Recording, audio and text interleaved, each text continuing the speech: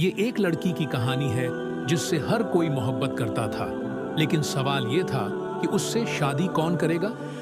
कहा जाता है कि एक नौजवान ने अपने वालिद से कहा, मैं एक लड़की से शादी करना चाहता हूँ जिसे मैंने देखा है और जिसके हुस्न व खूबसूरती और दलक्ष आंखों ने मुझे मसहूर कर दिया है। वालिद खुशी से मुस्कुराते हुए जवाब देते हैं, कहाँ है वो लड़की ताकि मैं तुम्हारे लिए उसका रिश्ता मांगूं। जब वो दोनों लड़की को देखने जाते हैं तो वालिद भी उसके हुस्न से मुतासिर हो जाता है और बेटे से कहता है, सुन बेटा, ये लड़की तुम्हारे लायक नहीं है, तुम उसके काबिल नहीं हो। ये तो एक ऐसे आदमी के लिए है जो जिंदगी का तजर्बा रखता हो और जिस पर भरोसा हो, क्या जा सके जैसे मैं। लड़का अपने वालिद की बात सुनकर हैरान हो जाता है और कहता है, नहीं, मैं उससे शादी करूंगा, न कि आप। फिर वो दोनों झगड़ते हुए पुलिस स्टेशन चले जाते हैं ताकि मसला हल किया जा सके। जब उन्होंने पुलिस अफसर को अपनी कहानी सुनाई तो अफसर ने कहा, लड़की को बुलाओ, हम उससे पूछते हैं कि वो किसको हम चाहती है, बेटे को या वालिद को।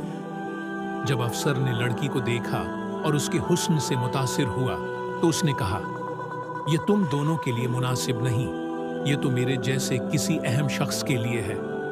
अब तीनों में झगड़ा होता है और वो वजीर के पास चले जाते हैं।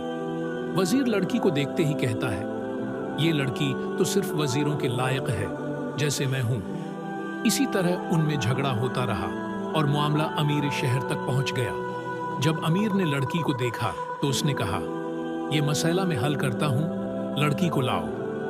लड़की को देखकर अमीर भी कहने लगा, ये तो सिर्फ किसी अमीर ही से शादी कर सकती है जैसे मैं हूं।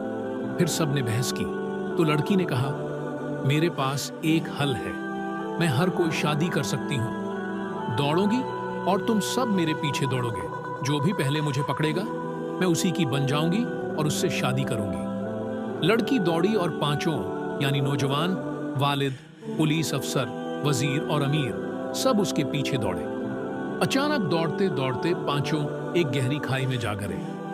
लड़की ऊपर से उन्हें देखकर कहती है, क्या तुम्हें मालूम है हुआ मैं कौन हूं? मैं दुनिया हूं।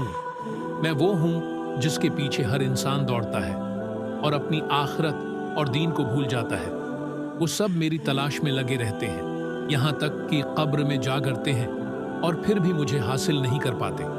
कहानी हमें ये सबक देती है कि दुनिया की चमक दमक के पीछे भागने से बेहतर है कि हम अपने दीन और आखिरत पर तवज्जो दें, क्योंकि दुनिया फानी है और हमें कभी भी मुकम्मल तौर पर हासिल नहीं हो सकती।